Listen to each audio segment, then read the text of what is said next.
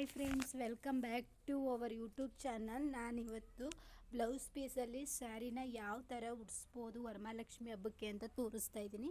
ನಾನಿಲ್ಲಿ ಒಂದು ಬ್ಲೌಸ್ ಪೀಸ್ನ ತೊಗೊಂಡಿದ್ದೀನಿ. ಅದನ್ನು ಈ ಥರ ಚಿಕ್ಕದಾಗಿ ಫೋಲ್ಡ್ ಮಾಡ್ಕೊಬೇಕು. ನೀಟಾಗಿ ಫೋಲ್ಡ್ ಮಾಡ್ಕೊಂಡಾದಮೇಲೆ ಒಂದೇ ಸಮ ಬರೋ ಥರ ನೀಟಾಗಿ ನೆರಿಗೆ ಎಲ್ಲ ಇಟ್ಕೊಂಡು ಪಿನ್ ಮಾಡ್ಕೋಬೇಕು.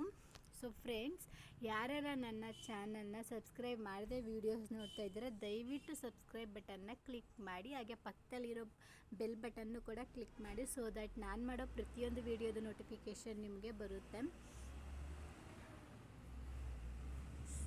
ನಾನು ನೆಕ್ಸ್ಟು ವಿಡಿಯೋ ಬಂದುಬಿಟ್ಟು ವರಮಹಾಲಕ್ಷ್ಮಿದು ಮುಖಕ್ಕೆ ಯಾವ ಥರ ಮೇಕಪ್ನ ಮತ್ತು ಅಲಂಕಾರನ ಮಾಡ್ಬೋದು ಸಿಂಪಲ್ಲಾಗಿ ಅಂತ ತೋರಿಸ್ತೀನಿ. ಸೊ ನಿಮಗೆ ನಾನು ಮಾಡೋ ವಿಡಿಯೋ ಇಷ್ಟ ಆಗಿದ್ದರೆ ದಯವಿಟ್ಟು ಒಂದು ಲೈಕ್ ಮಾಡಿ, ಹಾಗೆ ನಿಮ್ಮ ಫ್ಯಾಮಿಲಿ ಫ್ರೆಂಡ್ಸ್ಗೆ ಶೇರ್ ಮಾಡಿ, ಆ್ಯಂಡ್ ಇಷ್ಟ ಆದರೆ ಕಮೆಂಟ್ ಕೂಡ ನನಗೆ ಮಾಡಿ. ಹಾಗೆ ನಂದು ಇನ್ಸ್ಟಾಗ್ರಾಮ್ ಮತ್ತು ಫೇಸ್ಬುಕ್ ಐಡಿನೂ ಸಹ ನಾನು ಡಿಸ್ಕ್ರಿಪ್ಷನಲ್ಲಿ ಹಾಕಿದ್ದೀನಿ, ಅಲ್ಲೂ ಕೂಡ ನೀವು ನನ್ನ ಫಾಲೋ ಮಾಡ್ಬೋದು.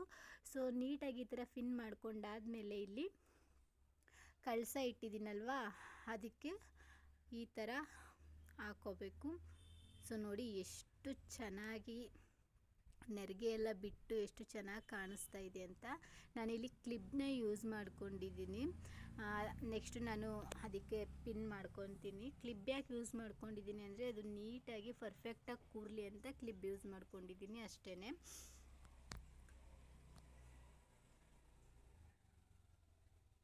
ಇವಾಗ ನಾನು ಅದಕ್ಕೆ ಪಿನ್ ಮಾಡ್ಕೊಂಡಿದ್ದೀನಿ. ಪಿನ್ ಮಾಡಿಕೊಂಡು ಈ ಥರ ಸ್ಯಾರಿನ ಸ್ಪ್ರೆಡ್ ಮಾಡಿಕೊಂಡ್ರೆ ನಾವು ಯಾವುದೇ ಟೇಬಲ್ ಅಥವಾ ಏನಾದರೂ ಟೇಬಲ್ ಅಥವಾ ಬೇರೆ ಯಾವುದ್ರ ಮೇಲೆ ನಾವು ವರಮಹಾಲಕ್ಷ್ಮಿನ ಕೂರಿಸಿರ್ತೀವಿ ಅದೇನು ಕಾಣಿಸೋದಿಲ್ಲ. ಪೂರ್ತಿ ಕವರ್ ಮಾಡಿದ್ರೆ ತುಂಬಾ ಚೆನ್ನಾಗಿ ಕಾಣಿಸುತ್ತೆ.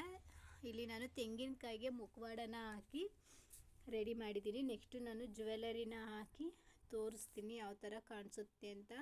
ದೇವ್ರ ಮನೆಯಲ್ಲಿ ಮಾಡ್ಕೊಳ್ಳೋರು ಅಥವಾ ಸಿಂಪಲ್ಲಾಗಿ ಮಾಡ್ಕೊಳ್ಳೋರು ಈ ಥರ ಬ್ಲೌಸ್ ಪೀಸಲ್ಲಿ ಸ್ಯಾರಿನ ಉಡಿಸ್ಕೊಂಡ್ರೆ ಬೇಗನೆ ಉಡಿಸ್ಬೋದು, ಹಾಗೆ ಟೈಮ್ ಕೂಡ ಸೇವ್ ಆಗುತ್ತೆ ಆ್ಯಂಡ್ ತುಂಬ ಚೆನ್ನಾಗೂ ಕೂಡ ಕಾಣಿಸುತ್ತೆ.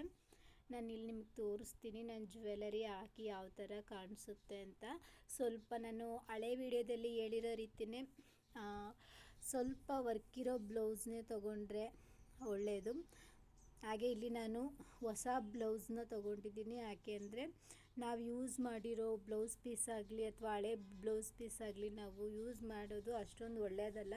ಅದಕ್ಕೆ ನಾನು ವರಮಹಾಲಕ್ಷ್ಮಿ ಹಬ್ಬಕ್ಕೆ ಅಂತಲೇ ಸ್ಯಾರಿನ ತೊಗೊಂಡಿದ್ದೆ ಅಲ್ವಾ ಲಕ್ಷ್ಮಿ ಗುಡ್ಸೋಕ್ಕೆ. ಅದೇ ಸ್ಯಾರಿ ಬ್ಲೌಸ್ ಪೀಸ್ನ ನಾನು ಕಟ್ ಮಾಡಿಕೊಂಡು ಈ ಥರ ಉಡ್ಸಿದ್ದೀನಿ. ಸೊ ಅಲ್ಲಿ ಒಂದು ಸೈಡು ಪದೇ ಪದೇ ಬಿಟ್ಟೋಗ್ತಾಯಿತ್ತು, ನಾನು ಅಲ್ಲಿ ಕೂಡ ಪಿನ್ ಮಾಡಿಕೊಂಡೆ. ಪಿನ್ ಮಾಡಿಕೊಂಡ್ರೆ ಅದು ಪರ್ಫೆಕ್ಟಾಗಿ ಬರುತ್ತೆ.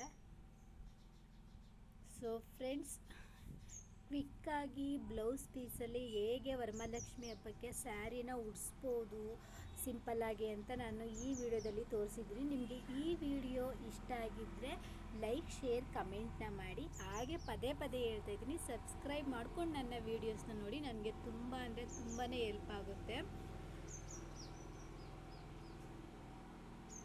ವರಮಹಾಲಕ್ಷ್ಮಿ ಹಬ್ಬದ್ದು ಸ್ವಲ್ಪ ಕೆಲಸಗಳಿರೋದ್ರಿಂದ, ನನಗೆ ಮನೆ ಕ್ಲೀನಿಂಗ್ ಮಾಡೋದಿರೋದ್ರಿಂದ ನನಗೆ ವಿಡಿಯೋ ಮಾಡೋಕ್ಕೆ ಆಗ್ತಾಯಿಲ್ಲ. ಆದ್ರೂ ಕೂಡ 1 hour 2 hour ಟೈಮ್ ತೊಗೊಂಡು ವಿಡಿಯೋ ಮಾಡಿ ಎಡಿಟಿಂಗ್ ಮಾಡಿ ಹಾಕ್ತಾಯಿದ್ದೀನಿ.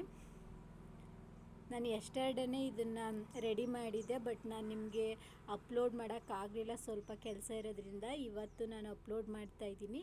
ಇಷ್ಟ ಆಗಿದರೆ ನಿಮಗೆ ಈ ವಿಡಿಯೋ ಲೈಕ್, ಶೇರ್, ಕಮೆಂಟ್ನ ಮಾಡಿ. Thank you for watching.